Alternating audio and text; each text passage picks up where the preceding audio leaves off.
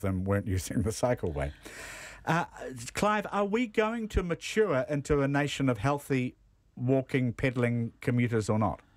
Well, I think that everybody adopts simplistic positions, which is, the people on the North Shore, sorry to get derogatory, I want my car and I don't care about the consequences and it's only just me and that's my comfort zone. That's a simplistic, selfish position. But so is the idea that we all must cycle because, Auckland is currently raining. It rains for at least half the year.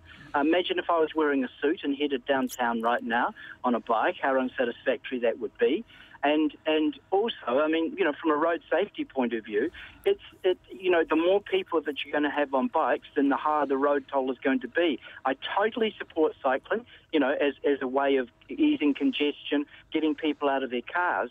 But we also have to be practical and adopt some kind of middle way between obsessions between cars and obsessions between bikes. I agree. Do you think we'll have this little... Oh, sorry, no. Sorry, Ella, you go. No, I was just saying I shop in Westland a lot and I have a lot of sympathy for the local tradespeople there. A number of those businesses are actually, because of the loss of the car parks and the shopping coming through, it's been really catastrophic for them. Yeah. So I think, planning has to be done more effectively. Sorry, Sam. Clive, are we going to see more of those? There's a lot of little Facebook videos at the moment, sort of a mix of a car and a bike mixed together. It's sort of a little pedal thing with a canopy over it, or a sort of little tuk-tuk style truck or smart cars like they have in the UK and Europe. Are we going to see more of that as congestion gets worse? Well, I think that what we need is a balance between public transport, personal transport, that is a bike or of some kind, covered or otherwise, and some kind of and system that allows for cars when cars are the appropriate choice. Special trips on empty roads. If I'm taking my mother to the doctor and she's got the flu and sneezing everywhere, it's not appropriate to take her on a cab or a bus. That's when cars are so much better. But for the daily commute, they're completely inappropriate. And Auckland's public transport in particular is not so much public transport as cattle transport, barely useful for getting to and from work. And for any kind of special trips, well, I hope you've got plenty of time and aren't disappointed when the bus doesn't turn up. Exactly. Clive Matthew Wilson, thank you very much for joining us on the panel. And we've just got time before we go. This is something we've talked about, which the newsroom website this morning refers to as the invasion of the e-scooters. They're going to be in Auckland and Christchurch, 1,700 of them by the end of this month. They'll be bright green. They'll be left all around the place like the Onzo bicycles. But the plan is to collect them and recharge them in both cities at the end of each day. And in LA, they became quite unpopular and people were throwing them into the sea. So what do you think about lime green electric scooters on our footpaths? I think I'd look fabulous on one. Yes, you would. But I'm not sure that it could cope with the strain of getting me up Queen Street because that's quite a steep incline. Yes, no, it could. Easily. I'm a big fan of the scooters and I look forward to them, but I don't know about this leaving them around. I know in Italy and Rome, I was on holiday a wee while ago, and there were just the bikes thrown everywhere. They were ruined. They were in the river. They looked very shabby. In Christchurch, it's a big story about the bike share scheme too. But so let's see how it goes. Well, it seems to be more orderly with the e-bikes, but time will tell. And you wouldn't mind a 27k an hour scooter? Not at all. No. I'd use it to get to work. It'd be excellent. Okay, very good. Sam Johnson, Ella Henry on the panel today. Thank you, Sam. Kia ora kōrua. Kia ora, Ella, and thank you for coming in too. Always a pleasure. And we are back tomorrow. Here's Checkpoint.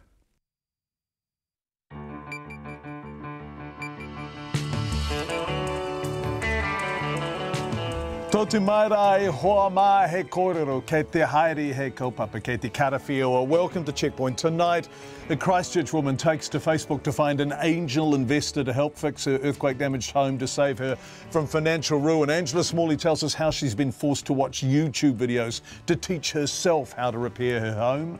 It's Māori Language Week, so has Simon Bridges gotten around to those te reo lessons he committed to when he became Nationals leader? Doc's proposal to allow dogs into West Coast National Park angers environmentalists.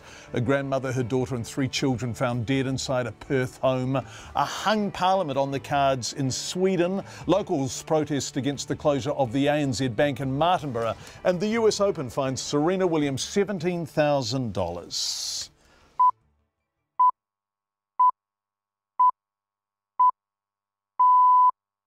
RNZ News at 5. Kia ora, good afternoon. Ko Katrina Bat and DNA.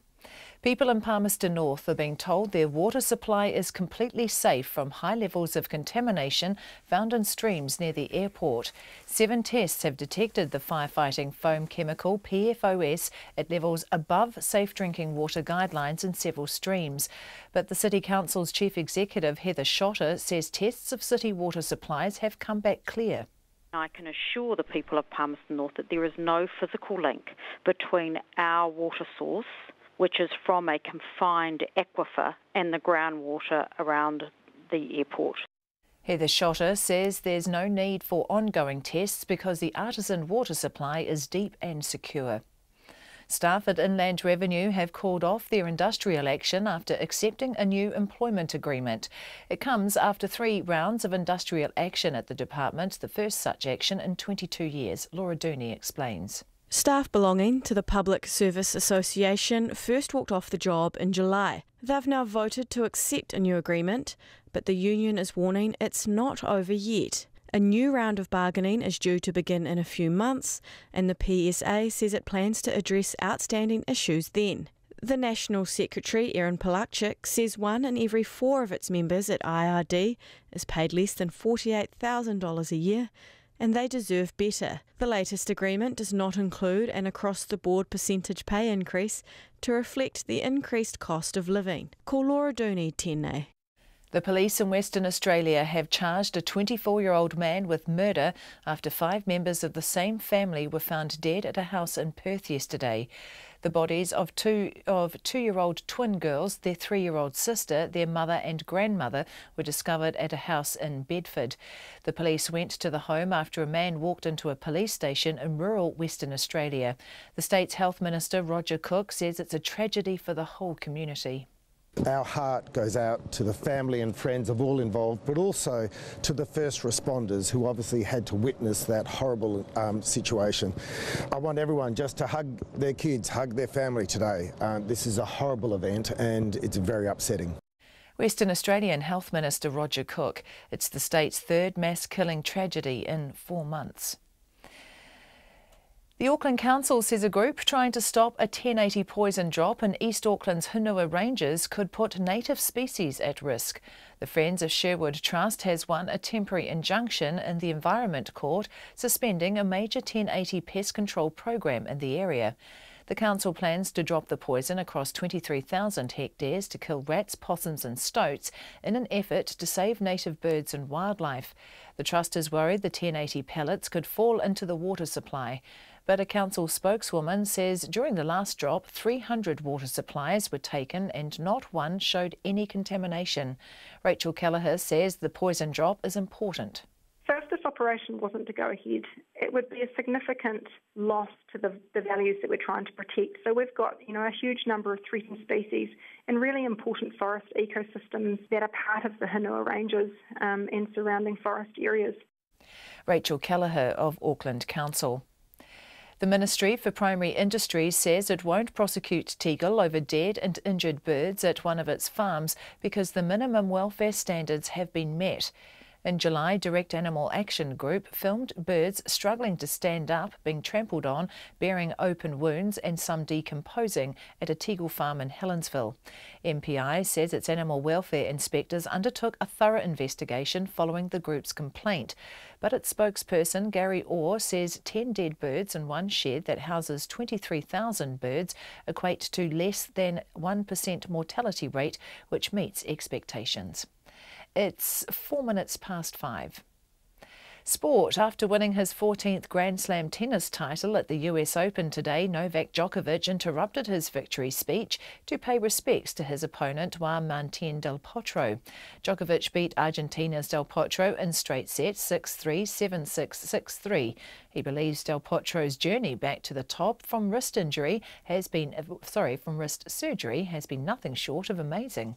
Before we continue on, I would just like to congratulate Juan Martín for what he has done in the last 4 or 5 years with his wrist injuries, with coming back and, still having faith, having belief in himself that one day he's going to be a top player and he's going to be fighting for Grand Slams, and I really wish him all the best, and I know that he's going to be here again with the Champions Trophy.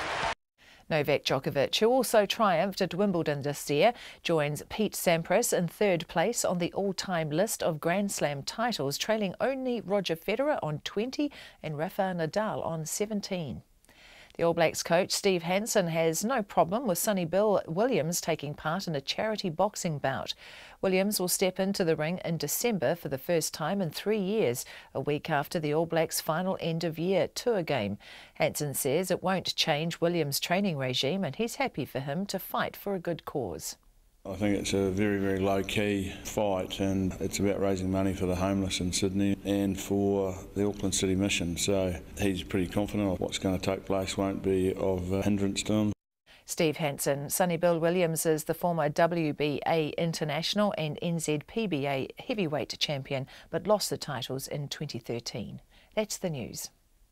Don't give up. It's a phrase I use on the sideline at the rugby league field when I'm yelling at my son, kia manawa titi, don't give up. It's not just about you.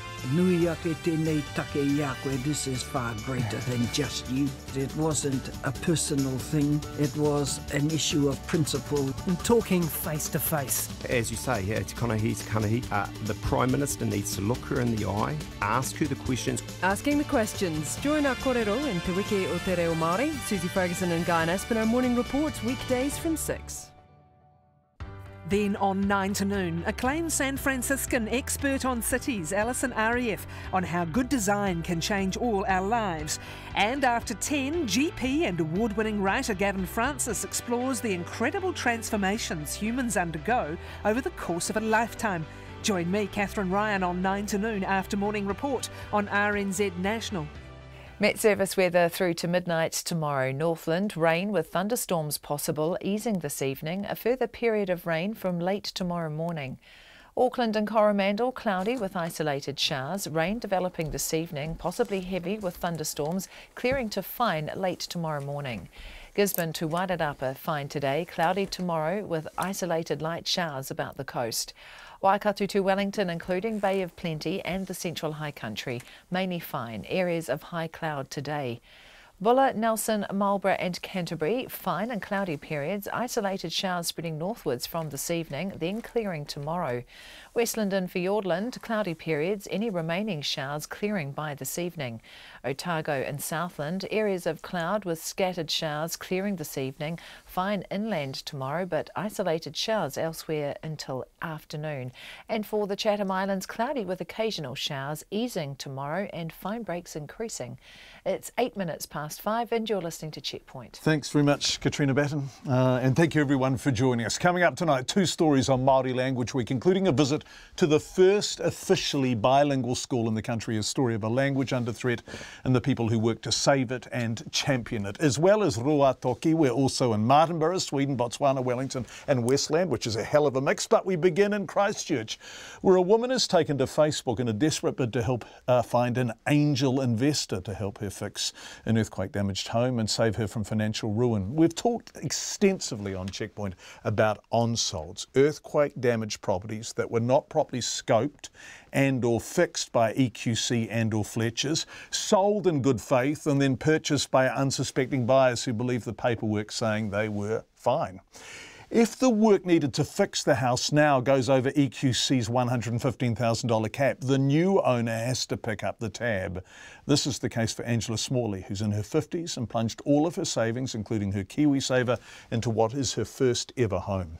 Now, Angela bought the house because an EQC scope of works identified $6,000 in cosmetic damage. That was it.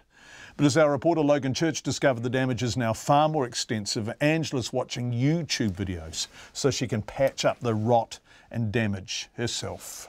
Angela Smalley bought this 3-bedroom, 1.5 bathrooms 1980s house last year in the hope it would be her forever home.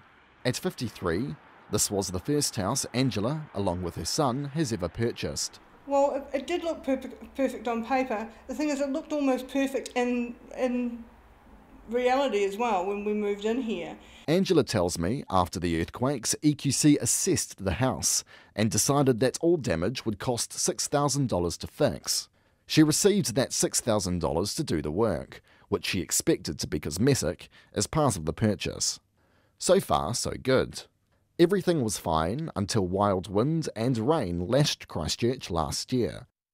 Unfortunately, we had a big storm last July, and that caused it to leak. The only problem is it was leaking on the ground floor of a 2-storey building. So the water had to come from somewhere. And that somewhere was the roof. What had happened was during the earthquakes, the walls moved up and down, creating large gaps between the roof and walls. You could actually fit your finger in some of them. Those gaps were hidden by vinyl wallpaper and cladding. Over the years, water poured in.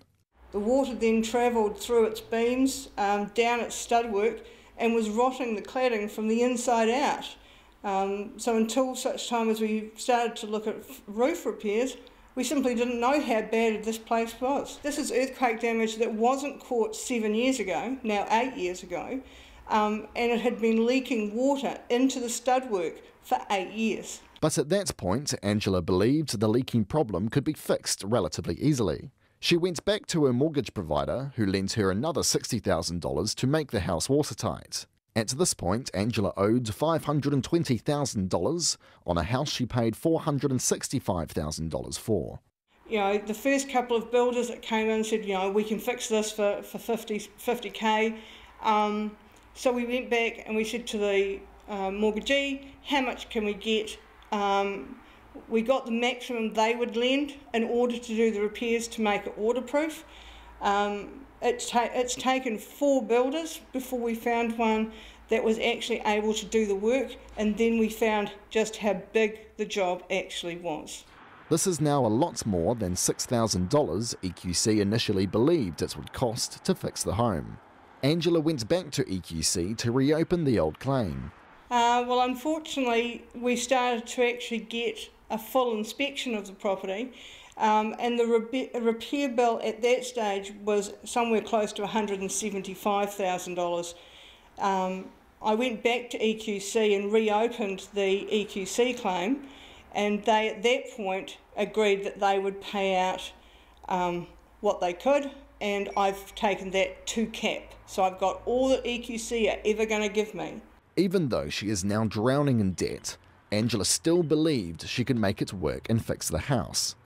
But we were ready to start, and we had to test for asbestos throughout the house.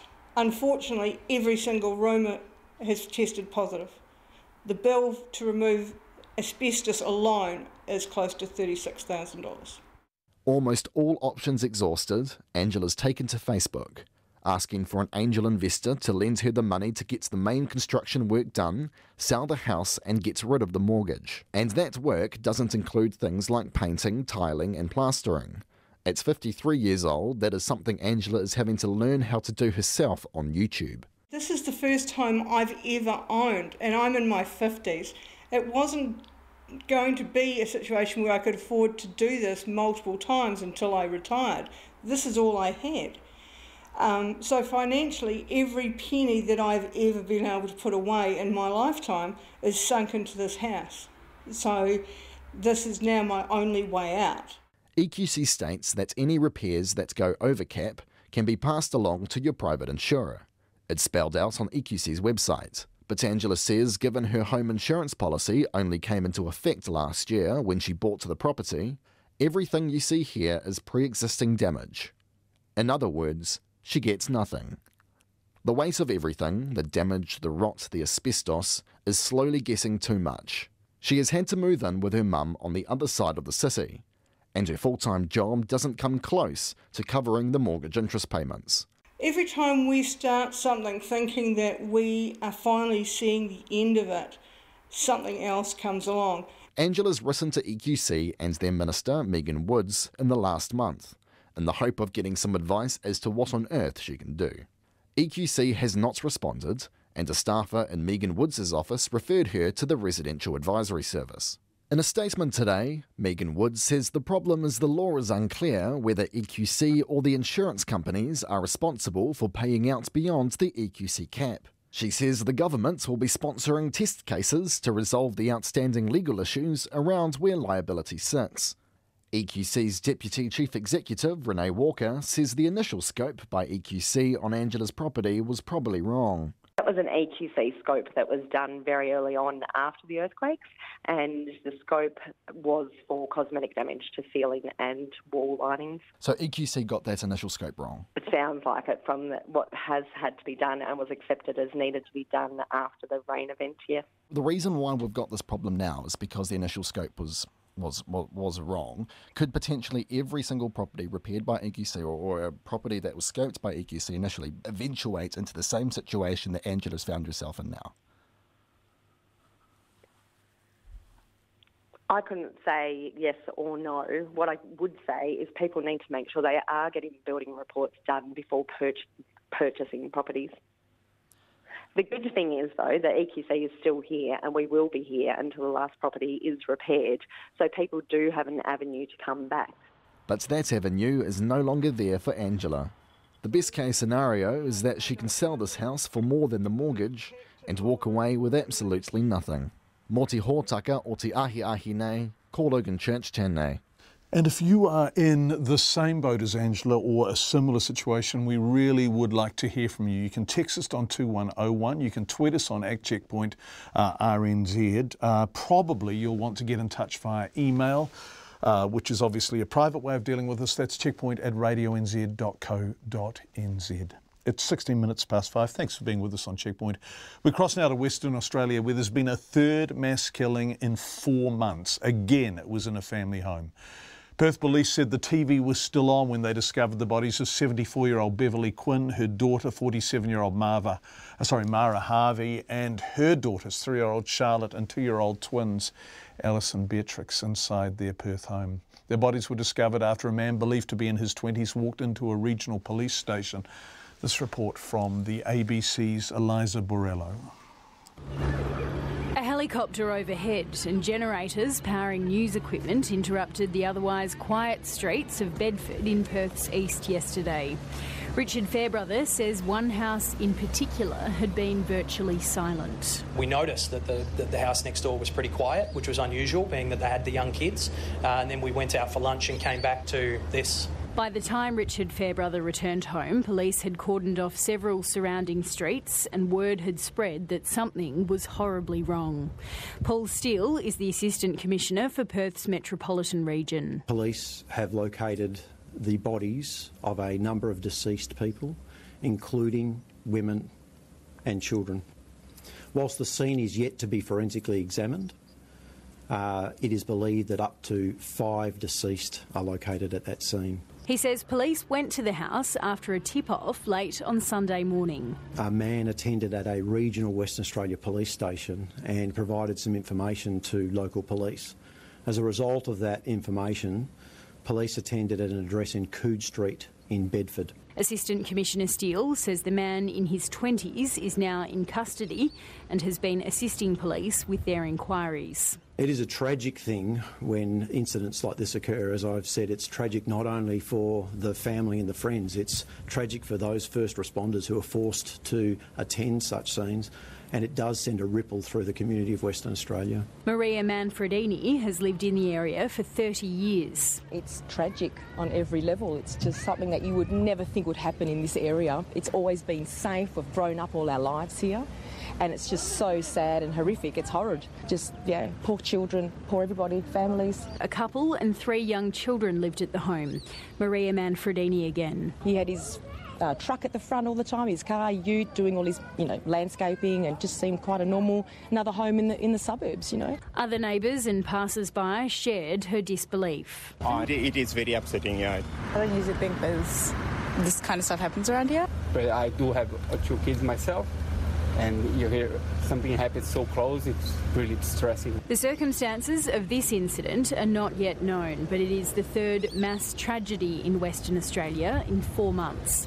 It comes after a 19-year-old Perth man allegedly killed his mother and 2 siblings in the northeastern suburb of Ellenbrook in July, and after a 61-year-old grandfather shot dead his wife, daughter and 4 grandchildren before turning a gun on himself at a farmhouse in the state's southwest in May. In both of those cases, family and friends suggested mental health problems were likely to have contributed. Eliza Borrello, who is the ABC's reporter there in Perth. Just in the past half hour, police have laid murder charges against a 24-year-old man. He's due to appear in court via video link later this afternoon. Remember, Perth is 4 hours behind New Zealand. It's 20 minutes past 5. The Department of Conservation's proposal to allow dogs into Westland Taipotini National Park has triggered an uproar from environmentalists. The national park is home to endangered native birds, including kiwi, little blue penguin and kea. And Forest and Bird says the plan breaches law and puts wildlife at risk. The proposal is part of DOC's first review of national park management plans for the Westland region in more than a decade. Our Otago Southern reporter, Tess Brunton, has more. Seabird ecologist Carrie-Jane Wilson wants DOC to put a leash on its plan to allow dogs into the Westland National Park, which extends from the highest peaks of the Southern Alps to the Tasman Sea. And it's not just wildlife in Westland Taipotini National Park she's worried about. Ms Wilson says the draft plan sets a dangerous precedent that could see more national parks open up to dogs. Up to now, no dogs have been allowed in New Zealand national parks. There's very good reason for that, both for wildlife protection and for people's enjoyment of those parks. It's another loosening up of the regulations protecting our native wildlife. 4 tracks have been earmarked for recreational dog walking in the national park: Tartaray Tunnels Walk, Callery Gorge Walk, Canavan's Knob Walk and Neils Creek Track. Dogs would need to be on a leash. The draft plan says the managed use of animals can enhance a recreational experience for visitors. But Ms Wilson says it's just another blow to native wildlife. Working in wildlife conservation as I do, we're just seeing our wildlife being run down by, death by 1,000 cuts. Carrie-Jane Wilson is particularly worried about dogs being allowed on Neils Creek Track, which is thought to have a little blue penguin population. She says up to 6 penguin colonies in the region have become extinct in the past 5 years, and dogs are the main culprits. Forest and Bird Canterbury West Coast Regional Manager Nikki Snowyik says the proposal is against the law. She says currently only specialist dogs, such as guide and search and rescue dogs, are allowed into national parks, and that's the way Ms Snowyik thinks it should stay. While you might write all the policies in the world to take dogs into those places on a leash, in reality that just doesn't happen, and dogs have an incredible sense of smell and can sniff these birds out a mile away. Ms Snowyik says dogs should be protecting wildlife, not opening up their homes to predators. They're treasure troves of all of our native species, so we need to make sure that they are preserved and protected. Many of these species aren't found anywhere else. DOC's South Westland Operations Manager Wayne Costello says dog owners already have to apply for a permit, and this proposal would simply open up the process to recreational as well as specialist dogs. This is a bit of a break from that, and it's looking at permitting people with a permit to take a dog on those 4 tracks. And our lawyers and planners have looked at the ins and outs of the law. If this was to go through, then yeah, it's definitely possible legally. Mr Costello says dogs can already access the beach off Neils Creek Track, and under this plan, owners will have more control of their dogs in the area. He doesn't think conservationists should be concerned, and says it won't see more national parks being opened up to dogs. And Wayne Costello says DOC is exploring an issue that is dear to the heart of local dog owners. The more people we can get out there enjoying these places, the better. And if it's safe to do that with a dog, then I think that's a good thing. Submissions on the National Park Management Plans close on the 9th of November. For Checkpoint, Tess Brunton, tēnei. It's almost 24 minutes past 5. It's Te Wiki o Te Reo Māori. Māori language week. Kia kaha Te Reo Māori. Let's make the Māori language strong. Well, in Ruatoki, roughly 20k south of Whakatane, inland at the base of the Urewera Valley, this is something they live and breathe and teach. There at the local school, Te Wharekura o Ruatoki, 170 students aged from year 1 to year 13 are fluent in both Te Reo Māori and English. Not such a big deal, you might think. Well, maybe not now, but in 1978, 40 years ago, when it became the first official bilingual school in the country, it was a mountain to climb. I called the kura today hoping they'd know of someone who was there in 1978 and could give me his or her number. They did. Turuhira Hare. She's teaching right now, they said, and they put me through. It sounds like it's a long way away. And it is, and it isn't. Kia ora. Kia ora. Is that Turuhira? Again. She's been speaking all her life. Language is her taonga. More on that shortly. I phoned her in her classroom, which has been her second home. So how long have you been at that school for? Well, okay, all my life really, because we're from Rātoki, and so I came here for school as a young child and then left for Turakira Māori Girls College in Martin. Then when I got married and had children, we moved home. And it's history after that, really. And not just personal history, although it's that. My children all went to school here. And their children? I've got grandchildren here. So the whole thing is sort of embedded into my blood, my soul, the whole thing about the kura. Yeah. But it's also our collective history and part of the history of a language, because in 1978, only 40 years ago, and Turuhera was there, Te Wharekura o Ruatoki officially became the first bilingual school in New Zealand. There were a lot of meetings here in the valley, because I was a mother help, come secretary, come everything in those days. And I remember all the meetings in the valley. John Raniho would come home and talk to everybody. And I think the fear in John Raniho in those days was that we were going to lose our language if we didn't bring it into the kura. John Rangiho was one of the saviours of te reo Māori, tūhoi like Turuhera herself. In 1974, he helped establish the first Māori language preschool groups. Those first ones didn't last, but the idea would evolve into the Kohanga Reo movement. He was terrified the language was being lost and thought Ruatoki could be the small educational centre of a kind of rebirth. But at first, the government and the Ministry of Education had to be persuaded it could work. Because there was no other example of this. Rātoki was it was the beginning of it. And then we had a lot of meetings with ministers, with prime ministers, and I would be sitting there listening to all our elders fight for the kura. Because it didn't just take one hui, it took a whole year. A whole year to become a bilingual school? Yeah, a whole year and a bit more to become a bilingual school. To understand the journey to bilingualism, English remained intact. This was simply a battle to have Māori added. Remember, this was 1978. Māori wasn't recognised as an official language in Aotearoa until 1987, 9 years later. And making Ruatoki bilingual was taking place against a background in which self-belief had been lost. So pervasive was Pākehā culture, so effective had colonisation been, that many Māori had been persuaded that things Māori were somehow inferior. Because in those days, Tūhoe was a very, very humble people, and I use the word wisely. You're not so humble anymore.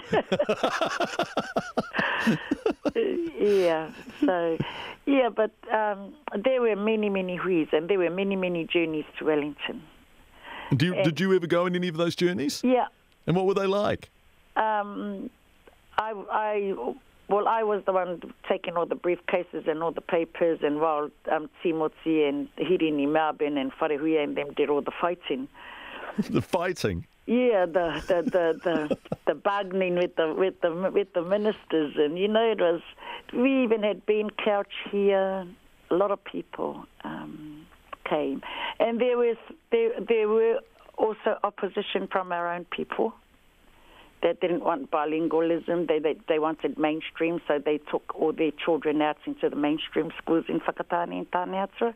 So that happened as well. And that was because they had drummed into them that the Māori language had less value than English. And if you wanted a job, if you wanted to advance in the world, you had to... Isn't that a sad message for Māori people to have assimilated? Yeah. And a lot of our families, like back then in the 1970s, 80s, 90s,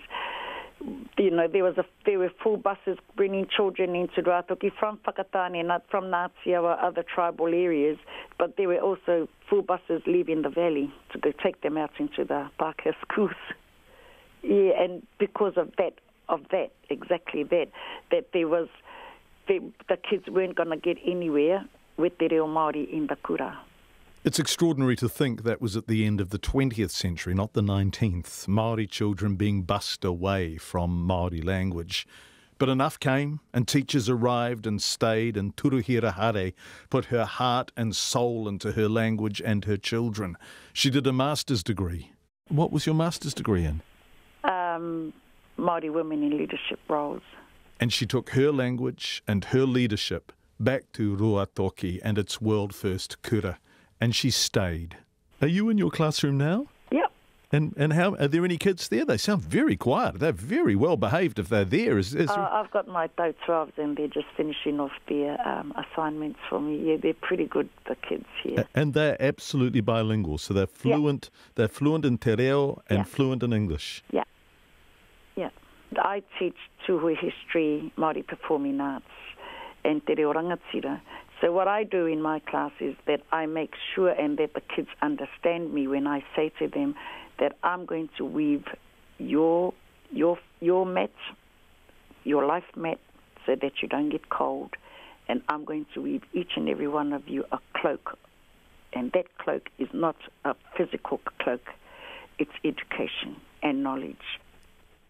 It's Turuhira Hare from Ruatoki. Talking about an extraordinary life supporting and teaching the Māori language.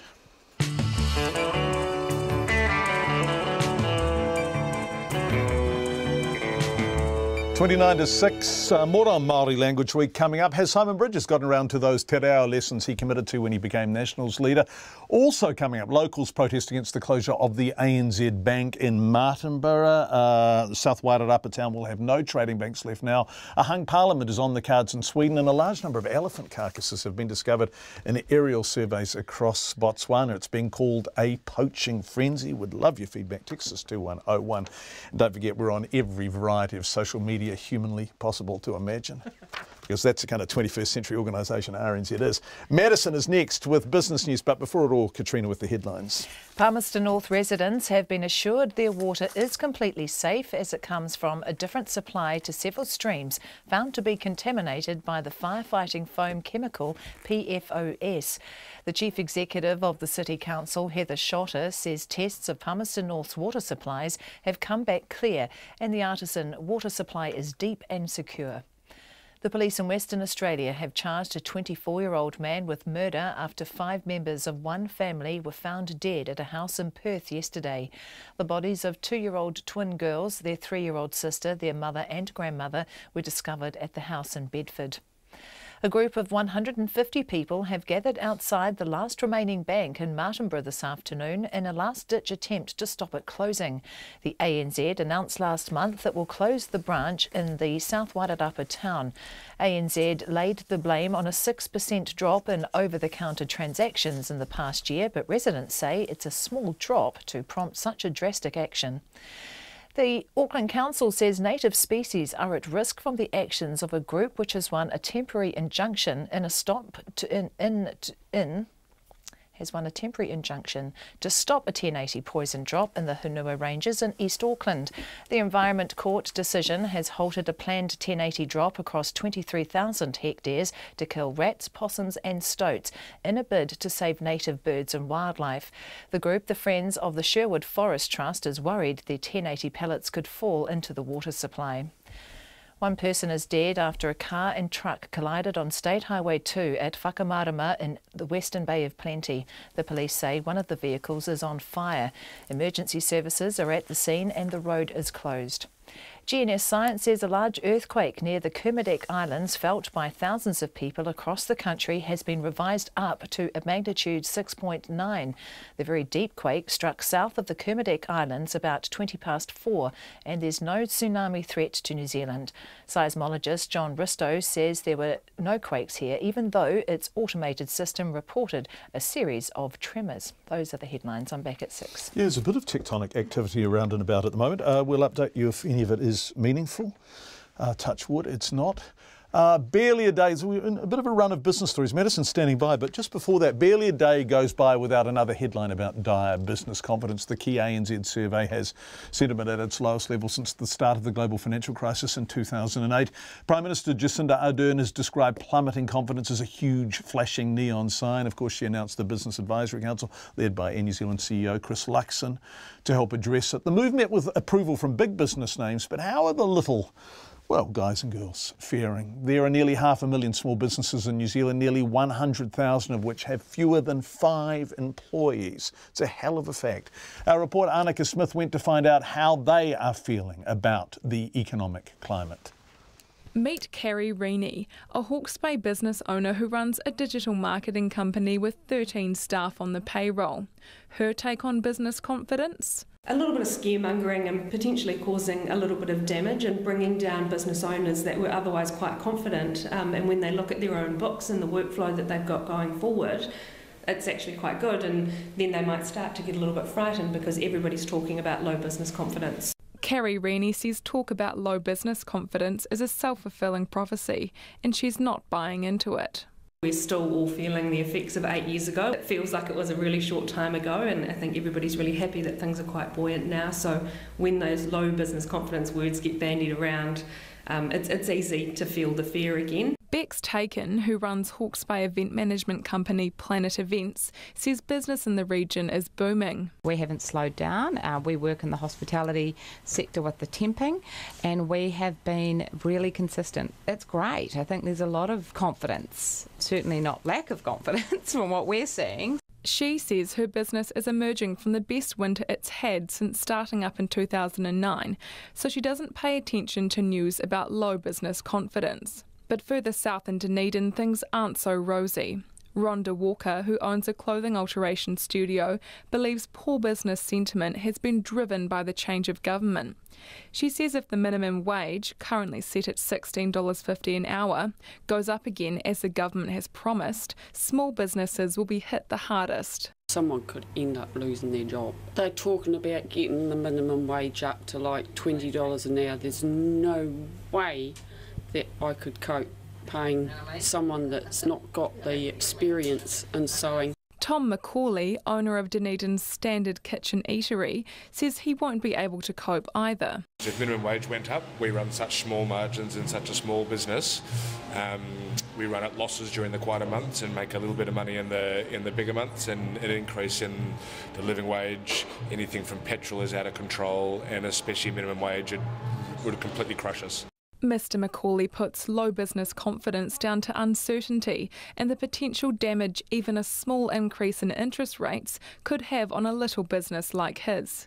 Cameron Baggery was the chief economist for 11 years at ANZ Bank, whose monthly business confidence survey has been in headline news recently.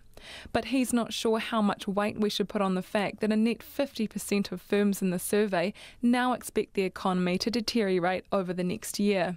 I'm a little bit surprised why business confidence gets so much economic airtime. Because the correlation with growth is poor. It is politically biased. So let's just park it to the side. Cameron Baggery does note, however, that other indicators in the survey, like employment and investment intentions, reflect a slowing economy. We're going to get some GDP numbers in the next couple of weeks, which are going to show that up to the end of the June quarter, the economy was okay. But what that ANZ survey is telling us is that growth is looking pretty anemic in the September and possibly the December quarter. So what we're seeing coming through is a lot more caution from firms in regard to their intent to invest and hire, and that's a bit of a concern. 2 weeks ago, Prime Minister Jacinda Ardern announced she was establishing a business advisory council to build closer relationships between government and business and provide advice on key economic issues. It will be chaired by Air New Zealand Chief Executive Christopher Luxon, but the full makeup of the council is yet to be announced. Back in Dunedin, Rhonda Walker isn't confident that the council will represent small businesses. We're just a small business. Someone like Air New Zealand or all these other bigger companies, they might, but it won't help us at all. I think we're just stuck on the back burner. Ryan Hamilton, who owns Waikato wash and pest control business Grime Off, says small businesses need to be at the business advisory table. They represent big organisations, but what about the 95% of small business that have, less than 5 staff? Perhaps government needs to engage and take it to the street, if you like, and really get a grassroots feeling for it rather than always going top down, but let's try a bottom-up approach. The National Party is trying that bottom-up approach, last week launching a campaign dubbed Have Your Say, targeting small businesses in a bid to paint the government as out of touch with those who employ more than 500,000 New Zealanders. Mo te hōtaka o te ahiahi nei, ko Annika Smith aho. Next, we're in Martinborough, where ANZ is closing its bank, but in a sweep of business news, Madison Reedy is live beside me in the studio. Isn't it great? The more business news, the better. Well, yes, Madison, I'm delighted you feel that way. I think I'm biased. Well, it's good, as you should be in your round. You're going to talk about shareholders of the defunct company Wynyard Group who've had a miserable time but have been given a glimmer of hope, right? And that miserable time has extended over coming up 2 years now. So Wynyard Group was this crime-fighting software company, and their software was actually used by the Reserve Bank once a couple of years ago, and about 50 international agencies, including the Australian Federal Police, crime-fighting task forces in Asia and the likes. But they went broke, and they went into voluntary administration in October 2016. I remember there's quite a bit of buzz about them early on because of who was spying or signing up or expressing interest in, right? But... And people were still expressing interest, but when they went under, I don't think many people kind of realised what was actually going on there. So they had a few losses, and then they couldn't break even. They just had, cash flow issues there. So they went into voluntary administration in October 2016, and then they went into liquidation in February last year. And in April, the voluntary administrators said there might be some money there to give to particularly creditors who were owed $180 million in its New Zealand subsidiary, which is also in liquidation. And the fourth liquidators report came out late last week, and Neil Jackson from Kortamenta is one of the co-liquidators there. I spoke to him today, and his report confirmed that creditors would get some money, and also that shareholders would get a very small amount. I asked him how much a very small amount is, and it is literally a drop in the bucket. For some shareholders, it may only be a few cents. In the dollar. Exactly. And so this is obviously just a glimmer of hope. There's still a few decisions there to be made on timing. Neil Jackson still has no idea as to when they can actually get this money and distribute it. Obviously, he said there is money there to be distributed. That's from a court decision over a $171 million creditor claim, and that New Zealand entity, that's been confirmed, they'll get that back. But when it will be distributed, they don't know, because they're still waiting on all of the other liquidations of Wynyard's other subsidiaries around the world. It's a bit of a web. A hell of a story, that one, wasn't it? Rags to riches to rags.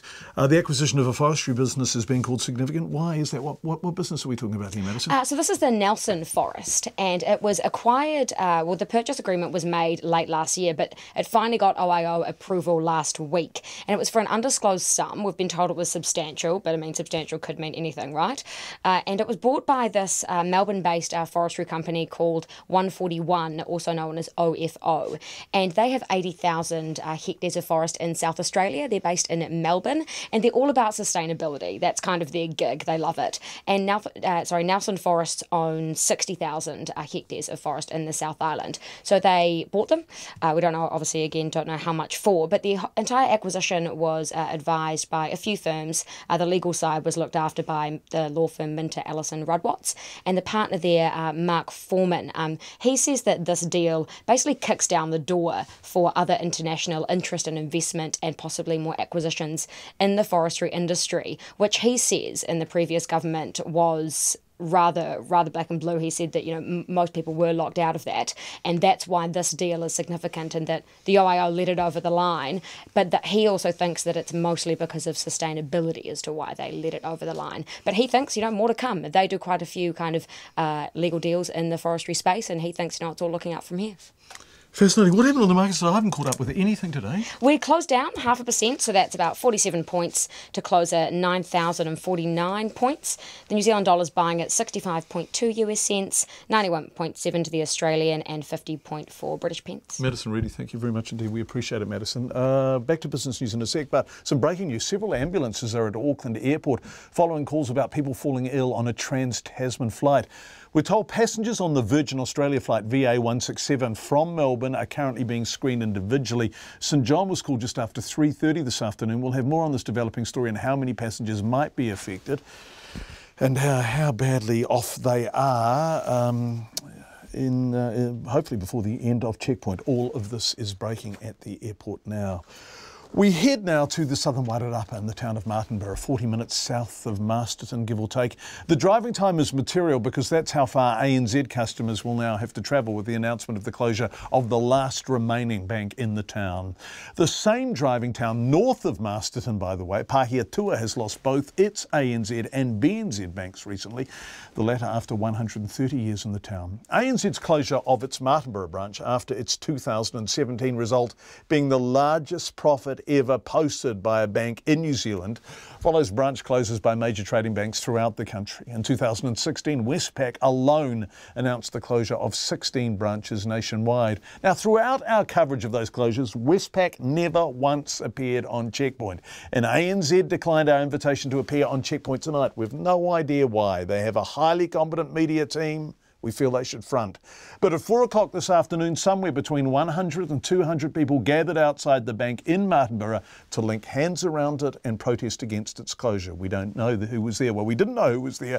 But New Zealand being a small country, we called Tanya at Martinborough Wine Merchants, which is across the road from the ANZ, and she took her phone over the road to the protest and gave it to one of the people who was there, South Wairarapa Councillor Pip Maynard, who then passed the phone around. Now, Councillor Maynard began by describing the mood. Do you know, it's such a huge disappointment for all of us because we are, we honestly believe that you're asking far too much from our community that have to travel more than 1 hour from the coastline just to get to this branch.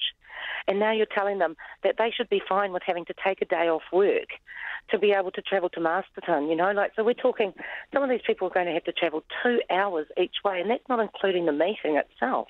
So that's if you live down at Ngawi or Lake Ferry or whatever. It's a hell of a drive just to get to Martinborough, right? Tarwhite. I mean, we are surrounded by the coastline of the bottom of the North Island. And the ANZ are saying you can use internet banking, but unless I'm very wrong, the internet is dodgy to non-existent in many of those communities, isn't it? Exactly. So you can't actually, it's not an option for people. And so they've turned around to say, oh, well, you can use your standard phone to do that, to do your banking instead. But asking our population, which, as you know, John, we have an older population here and throughout the South Wairarapa, and it's a beautiful place to come, to come and start changing your lifestyle, and we're really blessed with that. But the reality is that a lot of these people, they don't have smartphones, and we have a low socio-economic area as well here, demographic, who don't have computers. But look, I'm just going to put you on to Mel. Mel's going to have a word to you. I'll just pop you on to Mel for a moment. And Councillor Pip, who's Mel? Oh, well, I'll ask Mel. You pass me over. Hi there, how are you? You good? Mel, are you there? I am here. Yeah, so, Mel, forgive me, it's John Campbell from RNZ. So why are you there? Why are you there at this protest? Well, pretty much I'm here today because anyone can walk away and anyone can do nothing, but not everyone can stand up and fight. So what do you do, Mel? What's your relationship with this bank? Well, I've banked with the ANZ since I was a child. I'm no longer a child, but my children now bank here.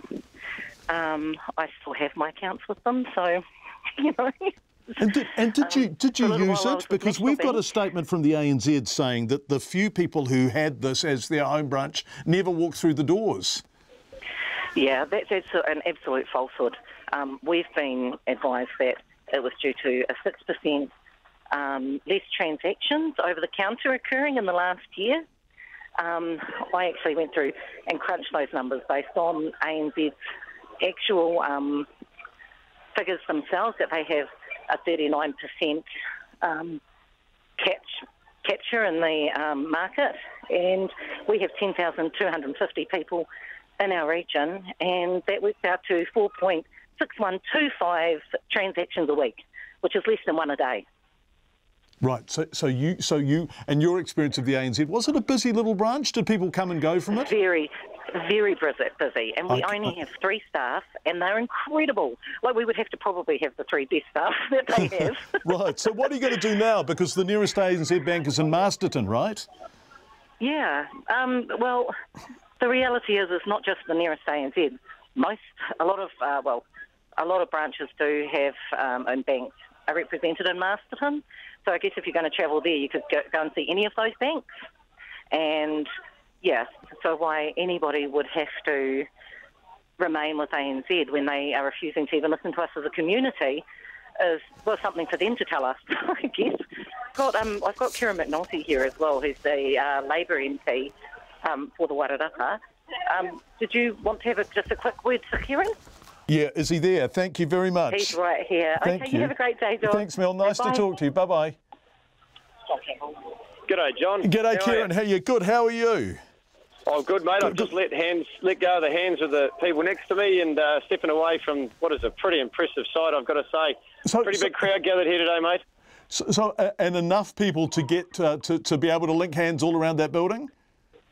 Yes, there's 2 layers, to be fair. You can't get right around it just because of the nature of the building, but they've come back and they've done about 2.5 times around the preface of the building there. And, it's a pretty clear message that this community desperately wants to keep this last surviving bank in their district.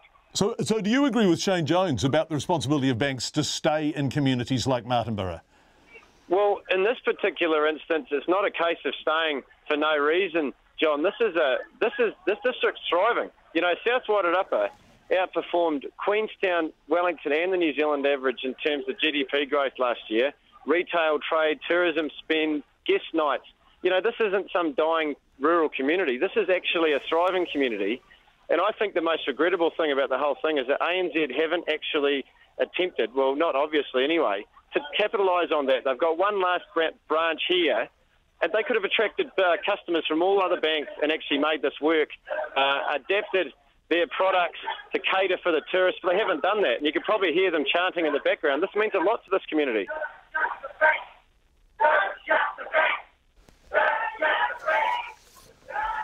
So that was the people in Martinborough around the bank.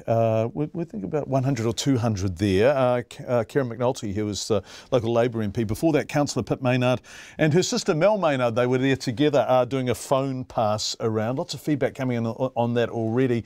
People asking, why do the banks charge more for over-the-counter transactions? So people will use other ways. Then they close branches. How cynical, says one person. We really would love to talk to one of the major trading banks about this. We're staggered that they don't front man or woman up, for goodness sake. What was the ANZ profit at the end of the last financial? $1.7 billion? Surely you can buy someone who can give an interview. Anyway, we're available. You know where we are. Let's go to Sweden, one of Europe's most liberal nations, but the anti-immigration nationalist Sweden Democrat Party has just made big gains in the country's general election. It appears to have won about 18% of the vote, but overall the country is headed for a hung parliament. The governing centre-left coalition is marginally ahead of its centre-right alliance rivals. They each have about 40% support. Neither has a majority, obviously. From the capital, Stockholm, here's the BBC's Jenny Hill. This is their night. The far right just made Swedish political history. The Sweden Democrats don't like the EU, they don't like migrants, and they've just upended this country's liberal tradition. More people have understood the situation now, that we can't carry on like this. We have the politics that Swedish people want, so the judgment and the rhetoric will change a lot. For the BBC, are you feeling worried? For Sweden's Prime Minister, it's a battle for the soul of the country. I'm very concerned, of course. This is important. Either we stay with a decent democracy or we choose another path. Stefan Löfven's centre-left party still tops the polls, but a strengthened far right won't make it easy for him. It's a historic day for Sweden, but perhaps for Europe too. You really get the sense here of a political establishment under pressure. Mr. Le Pen, has your government failed to address voters' concerns over migration? No simple answers for a country which took in more people seeking asylum per head of population than anywhere else in Europe. The far right's promised to show Sweden something different. They proffer security, a new identity for this fragmenting society. They want to take Sweden back, like 100 years, and we're not going to take it. What do you think about the government here? Do they do enough for you as a person? No, I don't think so, no. Because today it's a rich land, but where is the money? Not to the people. The political establishment have ruled out a coalition with the far right, for now. And tonight, Sweden's waiting. Impossible to predict who is going to run this country. Jenny Hill reporting there on Sweden's inconclusive election results. A remarkable time in Swedish life. It's coming up to 5 minutes to 6. So much feedback coming in. Some of you, that's on the banks, the closure of banks in small New Zealand communities. Gosh, we've done a lot of them in the last couple of years, from Central Otago, sweeping up to the top of the South Island, Wainui o Mata, of course, and Wellington, up to Otorohanga, where they were really upset, and heading into Northern. Lots of banks closing. People saying, why do you live in those small communities if you want services? Well, I suppose you live in those small communities because you're farming, or you're providing farming support, or teaching in them, or something like that. A few people asking that question. It's probably just as well we don't all live in the cities. And this person saying, hi John, these closures are increasing in quantity, and it's not like New Zealand Post where banking is disappearing. The 4 main banks take over $4 billion out of the New Zealand economy every year, which equals our current account deficit. By golly, that's informed feedback. Thank you so much. We really appreciate hearing from you. 2101 is, of course, the text number.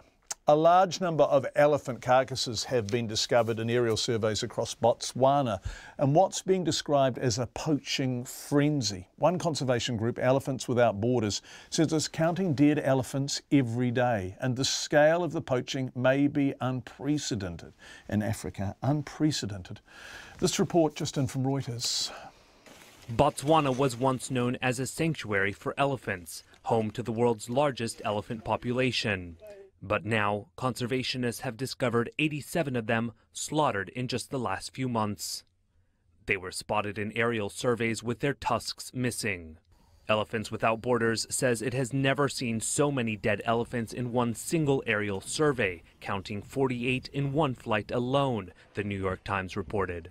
The NGO says the discovery is indicative of a poaching frenzy in the area.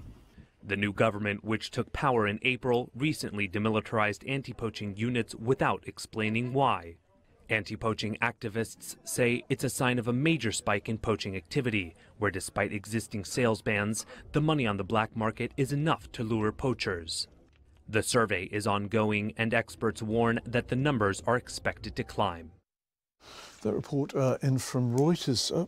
People feel very strongly about the closure of services. Banks in particular, given the profits the banks are making in small New Zealand communities. And lots of feedback coming in. This, for example, from Margaret. In the 1980s, when an historic building in Adelaide was to be demolished against the wishes of the community, it was the Plumbers Union that saved the day. They threatened that their members would never install or service any toilets if any new building were to be built on the site. The site was saved. If all the plumbers of New Zealand were to carry out the same action in every ANZ building in New Zealand, we might get ANZ banks sprouting on every corner. Go, Margaret. Surely Kiwi Bank could set up an agency in Martinborough if local businesses got behind it. That is part of the point of the government owning it, says David from Waiuku. Nice to hear from you, David. A few people saying, where is Kiwi Bank in this community? Kiwi Bank is closing in Te Poki, someone says. This one here, hi John, if you do get an ANZ interview, this from Pete. Pete, don't hold your breath, brother. Your first question should be, how many wheels on your wheelbarrow? I'm tired of the crap we get fed, says Pete. John, I thought Kiwi Bank was for New Zealanders. Where are they, says Glenda. They should be required to have 50% minimum local shareholding, says this person. The bank closures in rural communities, the government should double the taxes against the big 4 Aussie banks. The reason being they demonstratively do serve New Zealand communities. They do not. They are exploiters, and they must be double taxed. This one here from Michael, though, says entitled Middle New Zealand, don't make everyone pay higher fees to keep banks open in your S-word towns. From Michael, who then signs it with a kiss and a hug. Michael, I don't think you mean that, brother, given the descriptions of the towns. Actually, Martinborough is a very sweet town. When I first started working in Radio New Zealand about 1989 or 1990, one of my first stories, I was sent over the Rimatakas to do a story on the death of Martinborough because the sawmill had closed there, and I think the post office was closing at the time. Must have been 1990 or 1991. And somebody, I think it might have been Stan Shifney or Wonderful Phil at Atarangi or someone said, wine will save this town. And I thought, they're dreaming. Well, it shows what I know. I was over there for a geography class in about 1983, and there was nothing there apart from vineyards. And they're all little. All starting out. Yeah, all starting out. Can't move. Hot as anything. Move for Range Rovers these days. Yeah, it's amazing. There's a great joke. It's not a good joke. It's a bad taste joke. So I'll just warn you in advance. It's a bad taste joke. What's the best job to be during Martinborough Food and Wine Festival? A burglar in Wadestown. Bad one. It's 6 o'clock.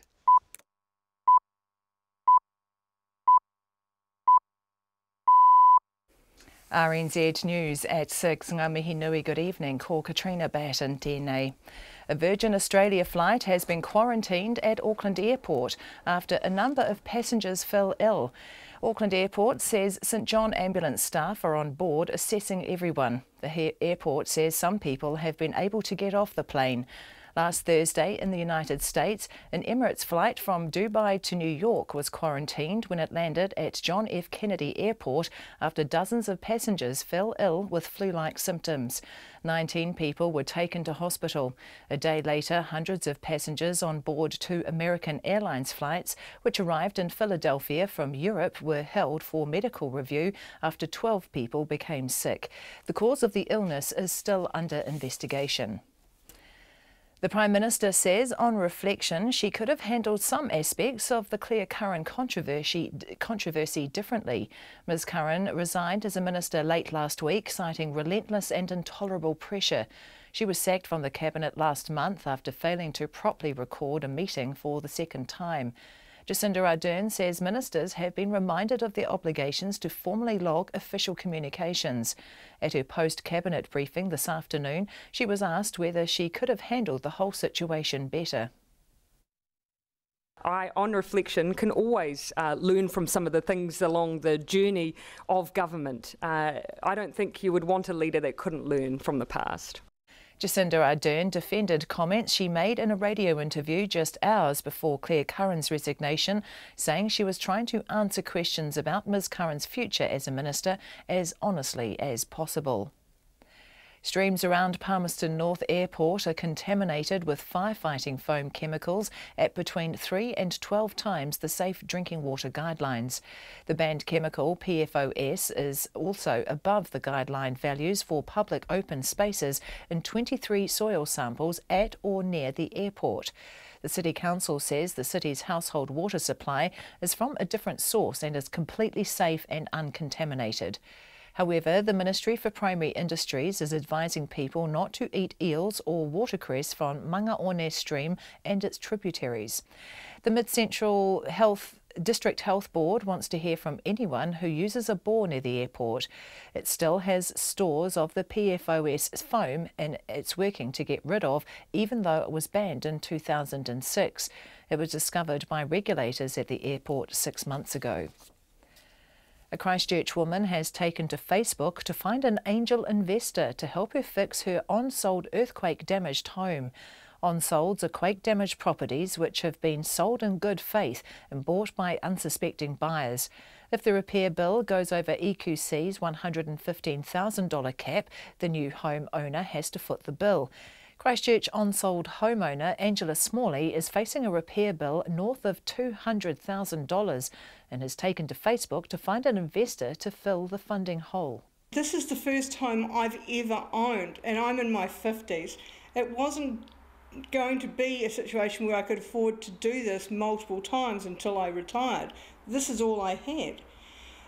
So financially, every penny that I've ever been able to put away in my lifetime is sunk into this house. So this is now my only way out. Homeowner Angela Smalley. The Department of Conservation is considering allowing recreational dog walking in Westland's Taipotini National Park. The proposal is part of the first stock review of national park management plans for the Westland region in more than a decade.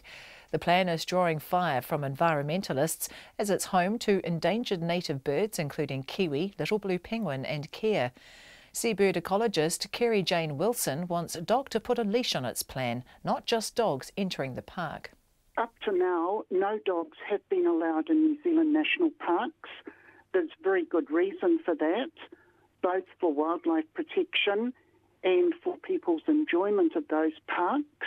It's another loosening up of the regulations protecting our native wildlife. Kerry Jane Wilson says the draft plan sets a dangerous precedent that could see more national parks opened up to dogs. Submissions on the National Park Management Plans close on November the 9th. GNS Science says a large, deep earthquake near the Kermadec Islands, felt by thousands of people across the country, has been revised to a magnitude 6.9 shake. Civil Defence says the quake struck south of the Kermadecs at 19 minutes past 4 and there is no tsunami threat to New Zealand. Seismologist John Ristow says the GNS automated system incorrectly reported several small earthquakes in New Zealand. So people aren't imagining that they felt anything. They actually did feel it. They're just feeling this large earthquake that's, a few hundred kilometres away, like a few hundred kilometres north of the North Island. John Ristow says there are unlikely to be any aftershocks as the Kermadec quake was so deep. It's 6:05. Sport, the All Blacks' first 5/8 Beauden Barrett is looking to reclaim the number 10 jersey against South Africa this week after his side beat Argentina 46-24 in the Rugby Championship without him on Saturday night.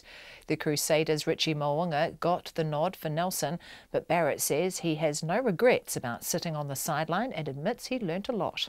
Being on the sideline and being able to run the water on and be in the huddles, we know where we want to attack them, we know how we think they're going to defend, how they present in the game can differ, so it's just an opportunity to sit back and read and then think about what I'd do next if I was out there. I wanted to be out there, but it's still a great opportunity to learn.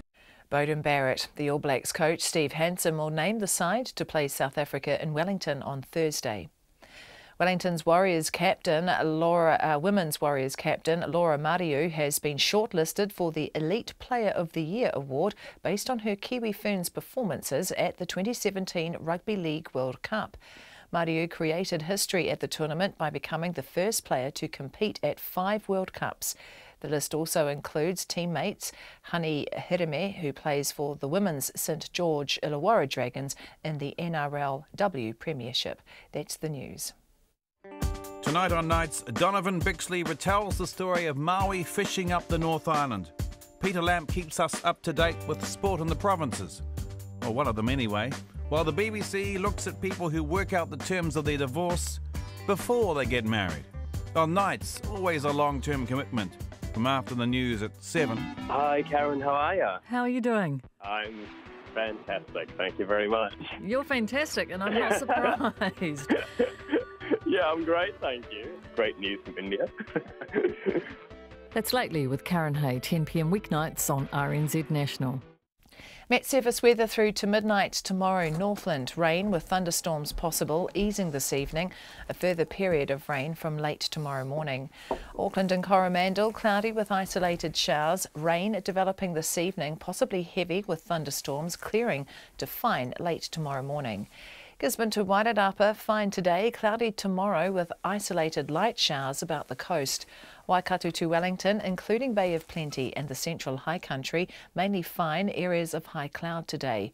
Buller, Nelson, Marlborough and Canterbury, fine and cloudy periods, isolated showers spreading northwards from this evening, then clearing tomorrow.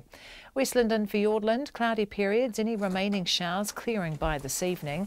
Otago and Southland, areas of cloud with scattered showers clearing this evening. Fine inland tomorrow, but isolated showers elsewhere until afternoon. And for the Chatham Islands, cloudy with occasional showers, easing tomorrow and fine breaks increasing. It's 6:08 and you're listening to Checkpoint. Thanks very much, whatever the show is, yeah. Listen to whatever. We all look the same to you, Kate. Thanks, Katrina. Thank you. Ko te timatanga tēnei o te wiki o te reo Māori. Māori Language Week has kicked off, and the theme this year is Kia kaha te reo Māori, or keep the Māori language strong. A challenge for us all to give the language a go. Our responsibility is the effort. The Prime Minister paid a special visit to students at Wellington High School this morning to celebrate, and a group of about 50 teenagers were given the chance to ask Jacinda Ardern questions. Among them was how te reo would be a part of the life of her daughter, Neve Te Aroha. Clark and I have only had very early discussions. I mean, we're only 12 weeks in, but we've certainly got the books to be able to ensure that she's learning te reo even through her early story time. But yes, we'll have to have a discussion about how it is that we make sure that she has that access and learns a language we never learned. That is Jacinda Ardern speaking to students at Wellington High School. Another student asked whether she thought there would ever be a Prime Minister who could speak Māori. Ms Ardern said she wished she could have been the first leader of the country to have that ability. You know, I am part of a generation that didn't routinely learn te reo Māori. Anyone who's heard me with the language will have seen very visibly my attempts to learn the language as I go, and so I'm doing it in a very public way. But I hope as part of that, maybe there'll be more who'll choose to join that journey with me, and that we have more people learn. That's Jacinda Ardern. Soon after Ms Ardern spoke to students, Wellington City celebrated Te Wiki o Te Reo Māori with a parade through the city centre. Thousands of people, including school children, made their way from Parliament to Civic Square singing waiata and performing haka.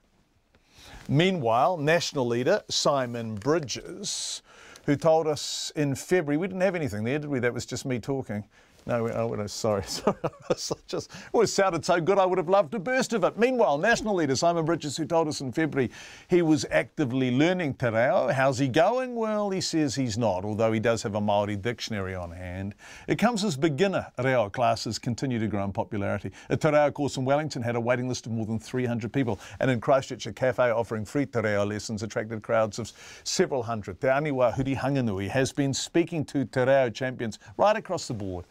Leading in politics, business and sport, and Te Aniwa filed this report. Inga mana, inga reo, inga mata waka, tēnā koutou katoa. These are starting to flow off my tongue easily. Andrew Little, the Justice and Treaty Negotiations Minister, is running me through his weekly reo lesson.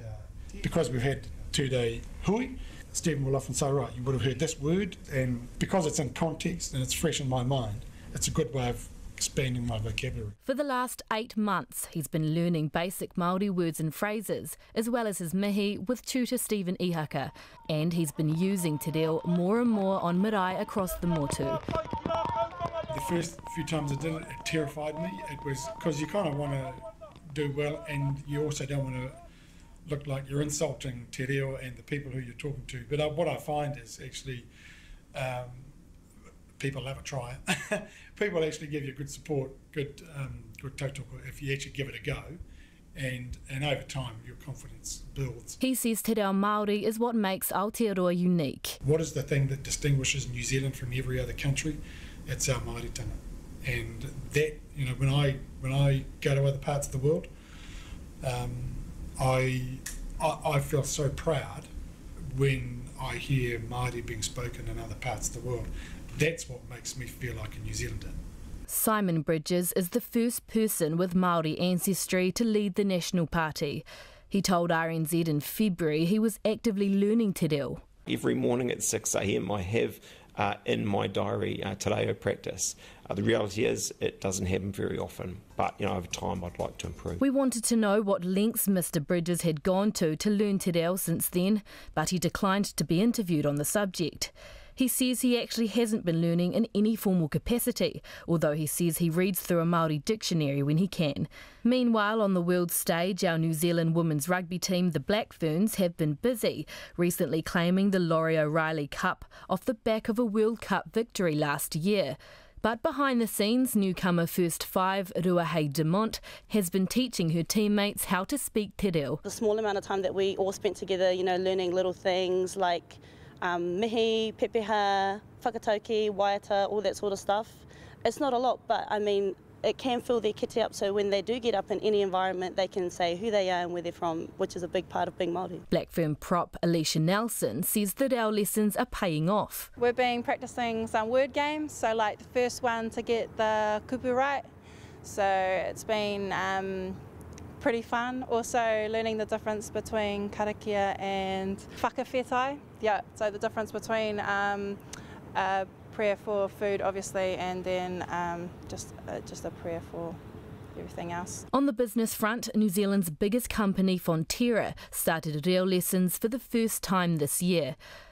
Business Development Manager Hayley Putaranui is among around 30 staff learning. New Zealand's biggest company, I think, our values speak to what's doing right, and I think it's only right that we are going on this journey in terms of setting an example across the corporate space. For me personally, again, it's just another piece to my kete that I feel that I bring. According to the last census, just over 127,000 Māori and around 23,000 non-Māori could hold a conversation in te reo. But figures also show the number of conversational speakers of te reo actually dropped every year between 2001 and 2013. Nō reira, kia kaha tātou ki te kōrero te reo. Mo te hōtaka o te ahi pōnei, ko te aniwa, hurihanga nui aho. It's 6:15 on RNZ. Earlier in the programme we heard from Angela Smalley, a Christchurch homeowner who found her newly bought house has more than $170,000 worth of damage from the earthquakes. That is, well, demonstrably more than the $6,000 of cosmetic damage the initial EQC scope of works identified, and much higher than the maximum $115,000 EQC will pay out. That's when it hits cap, of course. Given Angela bought the home last year, her private insurer won't foot the bill. It's impossible to know the total number of properties like Angela's. Some will be on-solds, some will just have had scopes and repairs done. The owners will have remained and they will have no idea whatsoever that some damage hasn't been identified, let alone repaired. Although EQC knows of at least 700 as of today. So what can you do if you want to buy a house in Christchurch older than 8 years? Our Christchurch reporter Logan Church spoke to Christchurch-based licensed building practitioner Dan Paltridge to get some advice. If you're going to purchase a home, they're a large investment in our lives. Get a professional to come out and have a look, and that may not necessarily be an engineer's report or a weather tightness expert. It could just be getting a builder's report in regards to, do you need further investigation? Has there been works done? There's triggers on site when we get there and have a look that make us look and go, something's not quite right here. What's not right? What are some of those telltale signs that either a repair hasn't been done properly or there is still earthquake damage on a property? It's a hard one to describe. Us builders, we have what we call an iometer. So you get a feel. You walk into a house and you're sort of walking downhill, or you're on an angle, or there's a lot of creakiness, or you walk past a cabinet and it rattles away. So you're sort of, a lot of these things, that's not how a home was built. So you don't expect it to react like that. There'll be, we get a lot of what we call sheet join cracking in our plasterboard walls. So these things that were repaired, they merely braked out that join that had cracked and put a bit of plaster back in it. Now, the reason it cracked was from the earthquake movements generally, and that can also mean that the plasterboard itself needs to be refixed. So to refix it, then we'll re-strengthen that part of that house again. Otherwise, it can just re-crack 6 months down the track. And quite commonly they say that's moisture shrinkage and so forth causing these cracks, where it's not. It's just the repair has not been undertaken correctly. So things like that, things like wallpapers in the corner of what we call roting, which looks literally like a bit of rope goes up the corner of your wallpaper, and that's caused by the two planes intersection there where they move during earthquakes, and that again reflects some earthquake movement that's happened. I've had modern places recently where I've gone into and had a look at, and modern houses are built with bracing elements built into our plasterboard walls. Now, the plasterboard is the bracing element, and if you shine a light on that, you can see all the fixings. And in some cases, the entire board the fixings have entirely gone on it. That means from manufacturers that you need to replace those boards.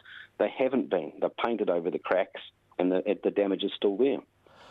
Is it hard sometimes to find these signs? I mean, in Angela's situation with her on-sold property, it wasn't until she'd brought a fourth builder in who actually spotted you know, that there is a really big problem if you take away the wallpaper and the cladding. Is it sometimes hard to spot these signs?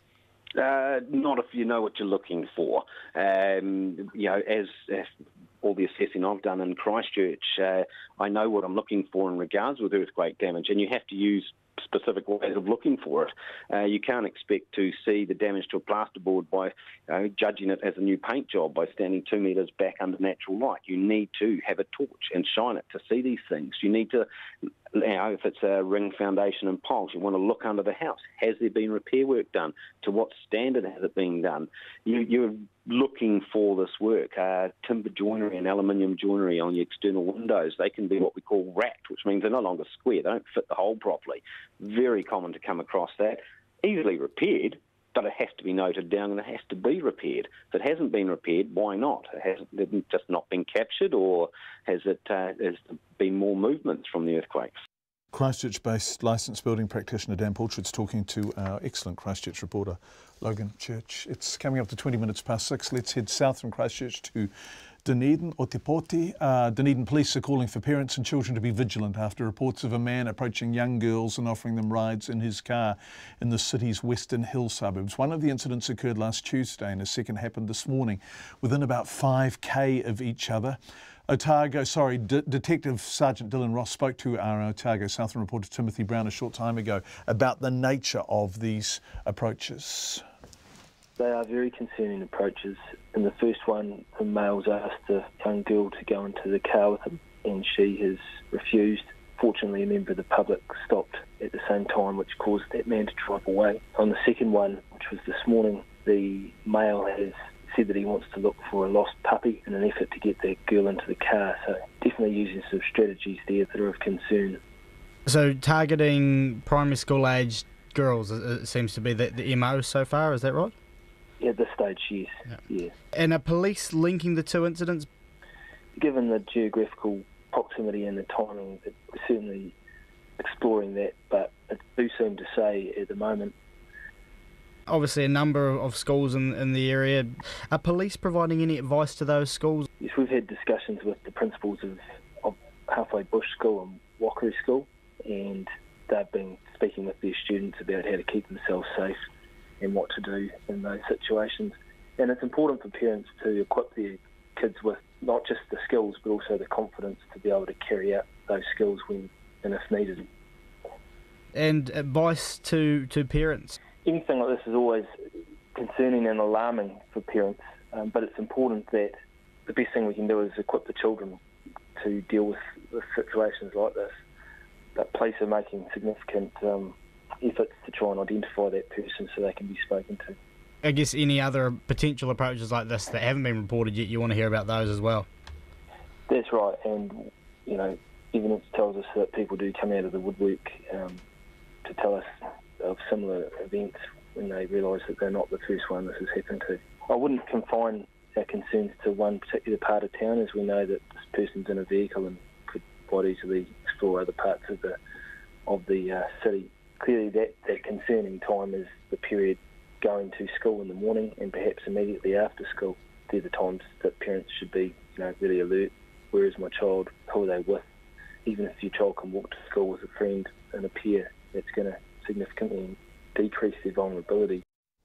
That's Detective Sergeant Dylan Ross speaking to our reporter Timothy Brown. Obviously anyone who knows anything about this is encouraged to contact the police in Dunedin. A lot of feedback coming in on Banks, and some of it, Chris, with the surname beginning M, your feedback is basically PhD level. We're really thankful for it, and it does make me think there is a story to be followed up on here. Those of you who are now emailing in really detailed feedback about how banks work, where they're making their money, the number of branches that have been closed down. So this is a story we'll keep looking at. Thank you. We're very grateful for your expertise and your enthusiastic input. The US Open has fined Serena Williams $17,000 for three code violations during her loss in Saturday's women's singles final against Naomi Osaka.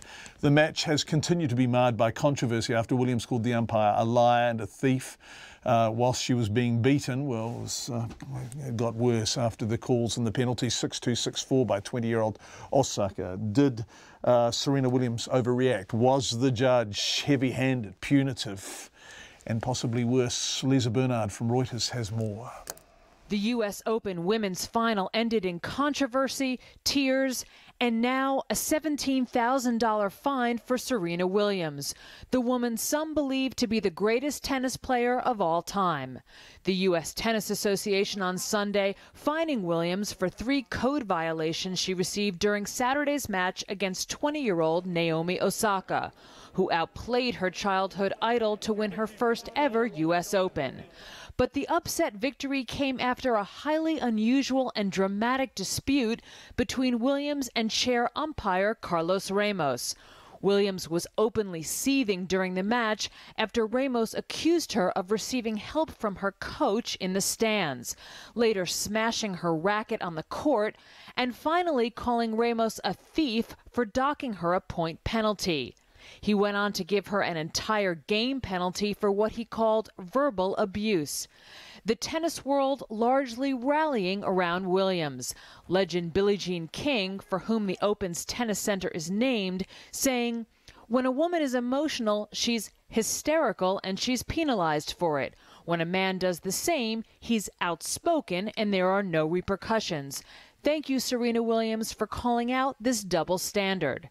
This after retired men's star Andy Roddick tweeted during the match, "Worst refereeing I've ever seen, the worst," with another former men's player, James Blake, admitting, "I have said worse and not gotten penalized." Williams told reporters afterward she felt it was important to speak out as an example for younger players, saying, quote, "Maybe it didn't work out for me, but it's going to work out for the next person." Lisa Bernard from Reuters. Angela Smalley. Just got an update on this situation with the Virgin Australia flight VA167 from Melbourne to Auckland. Couple of statements in. The first from Virgin, the airline itself. It landed safely at 15:30 local time, that's 3:30. The pilot made the decision to alert the New Zealand Ministry of Health as a precautionary measure to check the health of some passengers who felt unwell. Passengers have now been cleared by the Ministry of Health and are able to continue on their journeys. That statement, short statement from Virgin, a slightly longer one from the Auckland Regional Public Health Service, which has also just come in. Sick travellers assessed on Virgin Australia flight landed at Auckland Airport. Auckland Regional Public Health Service is working with St John and Auckland International Airport to assess the risk of illness to passengers on a Virgin Australia flight from Melbourne. Medical Officer of Health, Dr. Shanika Pereira, says the service was told a large number of passengers were unwell. Disembarkation of the flight was delayed until each passenger was assessed by St John paramedics. Some 10 passengers have been examined by St John. However, none of these are seriously unwell or require further medical treatment. They are free to leave the airport. All other passengers have been allowed to disembark but have been provided with health information should they feel unwell. The situation has now been resolved, says Dr. Pereira. So initially a scare when the plane landed and that call went out from the pilot alerting the New Zealand Ministry of Health. But it was a precautionary measure by the sound of things, and St John and the Auckland Regional Public Health System sound reasonably confident that it is nothing too serious and certainly nothing sufficiently worrying to detain any passengers in a more serious form of medical care. That's the situation at Auckland Airport. It's 27 minutes past 6. A boat trailing a 600-metre horseshoe-shaped machine has set sail from San Francisco heading towards what's known as the Great Pacific Garbage Patch. Ocean cleanup is the brainchild of Dutch inventor Boyan Slat. It's hoped it will trap the 80,000 tonnes of plastic floating in a particular area of the Pacific Ocean. 80,000 tonnes of plastic. The BBC's Tim Orman has more. Setting sail on a mission to cleanse the seas. In the shadow of San Francisco's Golden Gate Bridge, the ocean cleanup begins its journey. Towed along behind a 600-metre boom that, it's hoped, will help to sweep up tonnes and tonnes of plastic. It's the moment we've been looking forward to for the past 5 years. After all this preparation, all these expeditions, all these scale model tests, now this is what it's all about. This is the culmination of all those efforts, and yeah, very excited to finally head to the garbage patch and put this to the test. It's estimated the Great Pacific Garbage Patch covers an area more than twice the size of Texas. A swirling mass of plastic debris and a potential danger to sea life. The ocean cleanup will deploy the boom, creating a coastline where none exists, and gathering up the plastic, which will then be removed by another ship. Environmentalists fear marine life could get trapped, but the designers insist fish and plankton will be able to swim free underneath. We believe the garbage patch is about 1.6 million square kilometers. It contains 1.8 trillion plastic particles weighing about 80,000 metric tons. This is the first of a planned 60 such barriers, with an aim to remove all the plastic in the Great Pacific Garbage Patch within 20 years. An ambitious plan, but a start has been made. That report from the BBC, gosh, we're getting a lot of feedback tonight. We really are grateful for it, particularly those of you who are contacting us with really detailed feedback about the banks. This is clearly an issue that has exercised many of you. EQC on-solds in the position of people in Christchurch who had their homes scoped, thought they were fine. They're now finding they weren't. Well, this has come in. I don't think EQ investigations after the Kaikoura earthquake were investigated properly either. Have these been investigated? We had a crack between wall and ceilings impair in various parts of our house after the Kaikoura one, and the EQC assessor said none were caused by the earthquake, despite appearing immediately after it. We have sold that house with some of those repairs not done. Considering what we're still hearing about Christchurch, I would be interested to learn of Kaikoura-related instances as well. We appreciate your feedback. We appreciate your company. Have a great night. We'll be back tomorrow at 5. RNZ News headlines at 6:30. St John Ambulance has examined and cleared 10 passengers on a Virgin Australia flight from Melbourne after their plane was quarantined at Auckland Airport. The Mangaone stream and its tributaries and soil in public areas around Palmerston North Airport are contaminated with firefighting foam chemicals above safety guidelines. GNS Science says a magnitude 6.9 earthquake that struck near the Kermadec Islands this afternoon was too deep to pose a tsunami threat to New Zealand. And the ballot to buy one of the first Kiwi-built homes in Auckland opened today and will run for 4 weeks. Our next news and weather is at 7. Worlds of Music is a world music program with a difference. Every week we present an eclectic mix of trans-global music, fusion and folk roots from all around the planet. The program includes a variety of artists, interviews and musical curiosities.